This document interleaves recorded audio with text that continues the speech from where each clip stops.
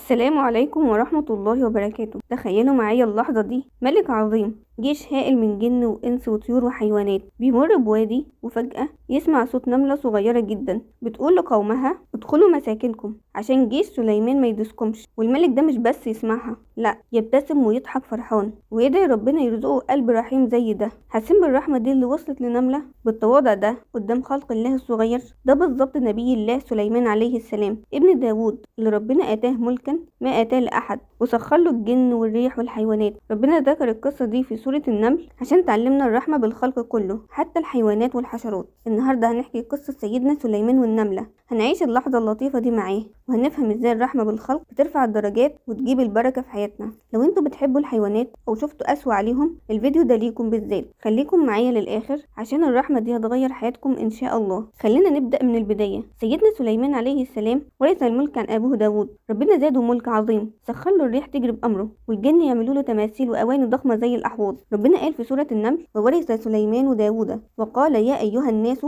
علمنا منطق الطير وأوتينا من كل شيء إن هذا لهو الفضل المبين. سيدنا سليمان كان يفهم لغة الطيور والحيوانات. جيش هائل، جن وإنس وطيور مرتبين صفوف. في يوم من الأيام سيدنا سليمان وجيشه بيمر بوادي النمل، نمل كتير جدا، وفجأة نملة شافت الجيش، خافت على قومها، قالت بصوتها: يا أيها النمل ادخلوا مساكنكم لا يحطمنكم سليمان وجنوده وهم لا يشعرون. سيدنا سليمان سمع كلام النملة، ربنا علمه منطقها، ابتسم من ذكائها ورحمتها هي بقومها، وبعدين رفع ايده ودعا دعاء عظيم مليان تواضع وشكر ورحمة، وقال: ربي أوزعني أن أشكر نعمتك التي أنعمت علي وعلى والدي وأن أعمل صالحا ترضاه وأدخلني برحمتك في عبادك الصالحين. دعا ربنا يلهمه شكر النعمة وعمل صالح ودخول في الصالحين برحمة الله مش بملكه. وبعد كده أمر جيشه يعدي برفق عشان ما يدوسوش النملة. رحمة كاملة. قصة سيدنا سليمان والنملة دي جوهرة في الرحمة بالخلق كله، حتى الحيوانات. سيدنا سليمان مع ملكه سمع نملة وابتسم ورحم. ارحموا الحيوانات، قطة في الشارع أو طير جعان، اطعموه ما تأذوش. الرحمة دي عبادة كبيرة. سيدنا سليمان ملك بس فرحان من النملة. زي دلوقتي لو عندك سلطة أو غني، تواضع مع الضعيف، حتى الخادمة أو الحيوانات، ما تتكبروش. الرحمة دي ترفعك عند ربنا. سيدنا سليمان دعا وشكر وعمل صالح. درس إنك لما ترحم مخلوق اشكر ربنا وادعي زي سيدنا سليمان. سيدنا سليمان أقوى ملك بس رحيم. زي دلوقتي الرحمة بالحيوانات مش عاطفة زيادة، لا، ده قوة إيمان. الرحمة تجيب البركة. سيدنا سليمان رحم